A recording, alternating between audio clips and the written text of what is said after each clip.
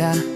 Maligayang pagdating sa workshop ng pagtatayo ngayong araw, kung saan ang maliliit na pangarap ay nagkakaroon ng anyo sa mahiwagang paraan. Mula sa guhit hanggang sa kislap, mula sa kahoy hanggang sa liwanag, kami ay nagtatayo ng may puso at ibinabahagi ang aming saya.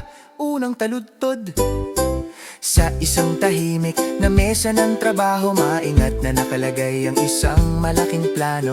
Ang lapis ay nagsisimulang sumayaw katabi ng ruler. Ang mga guhit ay bumubuo ng isang bahay na titirhan ng mga kwento. Isang maliit na pintuang hugis puso ang nakikisali sa larong ito. Ikalawang taludtod, ang mga tabla ng kahoy ay gumagalaw at pumapila ng maayos. Ang panukat na tape ay gumagawa ng mahinang click, tamang-tama ang marka.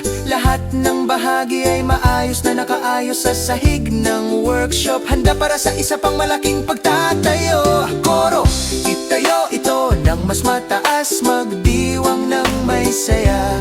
Hayaan ang mga pangarap na kumislap at manatiling may dangal. Mula sa isang guhit tungo sa makinang nagawa sa kahoy, ang lakas ng koponan ng nagiging katuparan ng mga pangarap. Ikatlong taludtod, tok tok tok, ang martilyo ay umaawit sa ritmo. Ang mga sulok ay mahigpit na nagdudugtong sa mainit na sikat ng araw. Ang estruktura ay tumataas, ang gusali ay lumalago na matibay at tama. Ikaapat na taludtod, ang mga bahagi ng bubong ay marahang pumupuwesto sa kanilang lugar. Ang asul na mga pader ay kumikislap sa banayad na agod ng brush. Ang pulang bubong ay nagniningning ng matapang at maganda. Sa pintuang pininturahan ay may maliit na kumikislap na puso. Koro, itayo ito ng mas mataas, magdiwang ng may saya.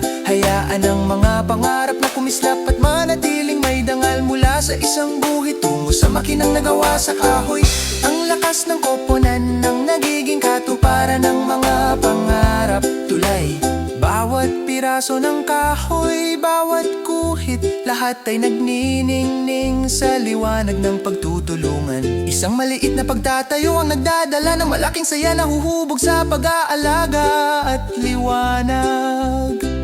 Ikalimang taludtod, habang kami ay nagtatayo ng may matatag na mga kamay, lumalago ang pag-asa sa buong mundo.